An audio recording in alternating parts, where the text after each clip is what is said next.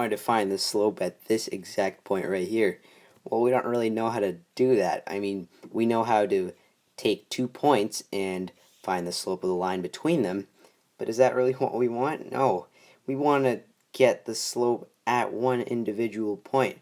What we can try to do is we can try getting slopes that are closer and closer to the slope we want, but how close can we actually go?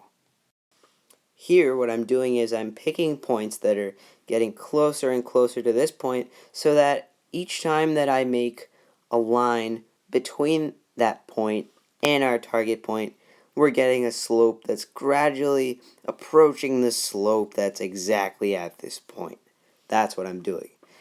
And basically, you can pick an infinite amount of points, and you can just keep on going closer and closer to our target point here. You can keep making points, making more lines, getting slopes that are even closer to that, but you're not quite getting exactly there, and we're going to analyze this.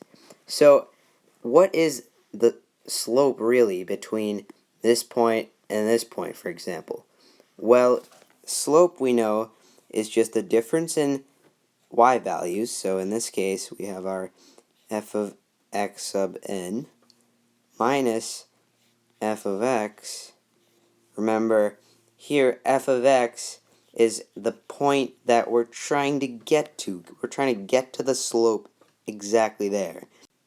And now we're going to divide that by our difference in x's. So x sub n minus x.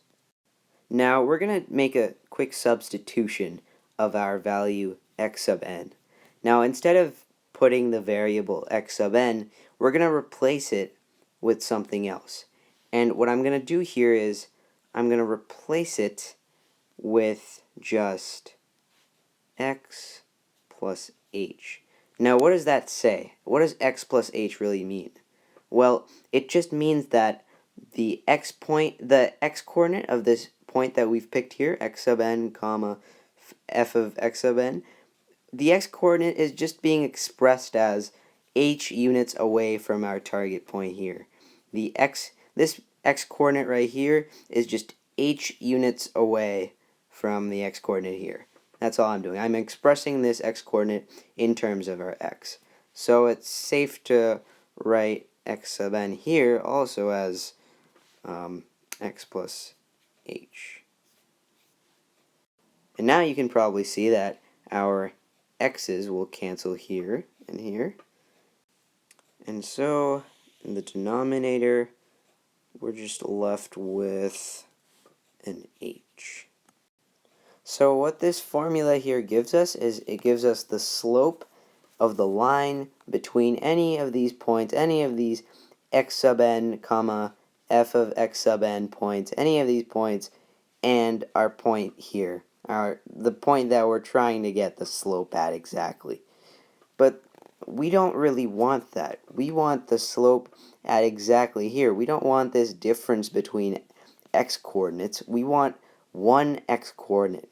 We want to make it so that there's no difference between this x coordinate and this x coordinate because we want the x coordinate to be the same. We want to make it so that this expression gives us the slope at exactly x comma f of x. So we're going to take the limit as our h goes to 0.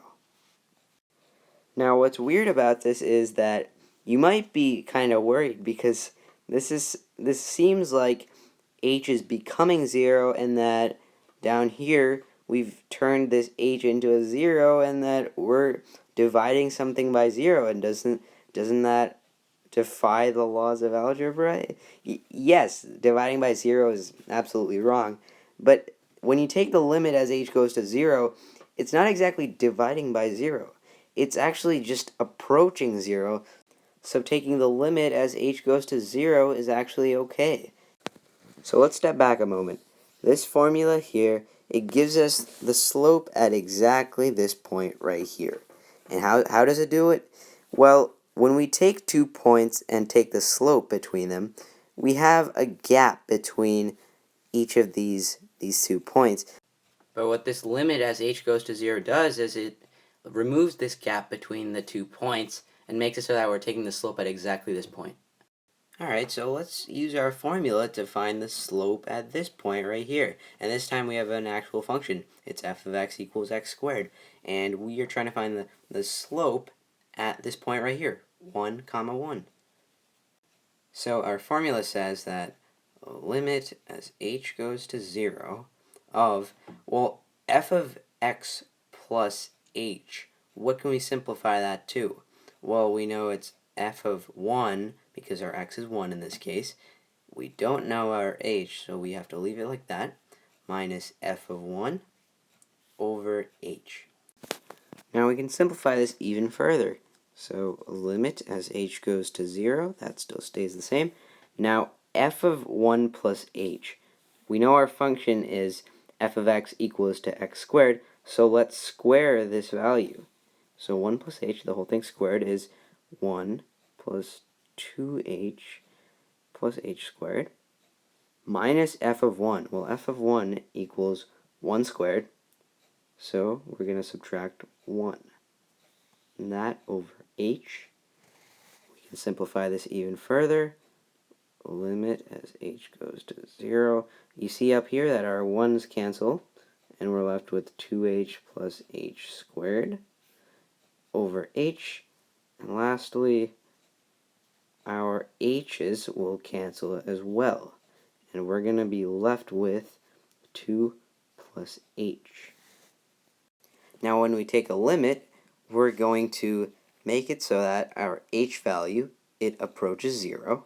And so as h approaches 0, as it gets closer and closer to 0, this value here, limit as h goes to 0 of 2 plus h, is going to equal to 2. So our slope at the point 1, 1 is 2. And this slope of 2, this slope of positive 2, makes sense, because if we were to draw a line around the point 1, 1, we see that the slope is positive. As x increases, the y value of the line increases as well. And so the slope of 2 makes sense. So now we're going to take the final leap towards differential calculus. And we're going to do it using the problem we had before, which is using the function f of x equals x squared, and the formula that we use to find the slope at any point on f of x. We're going to try to find a function which is denoted as f apostrophe x. And what this is it's the derivative of our function f of x. And what does the derivative give us? Well, it's a function that spits out the slope at any possible point on f of x. So this is obviously another function, but how do we get that function is the question. Well, let's take this formula we have and use it. So we have the limit as h goes to 0 of, well, instead of writing f of x plus h, we're going to use this thing that's our input, and we're going to put it into our function f of x. And so the square of this is just x squared plus 2xh plus h squared, and minus f of x. Well, that's just minus x squared. And that's all over h. And so when you're finding derivatives, you're going to see that any term without h, as in this term right here and this term right here, they're going to cancel. And so we're just left with a limit as h goes to 0 of 2xh plus h squared over h.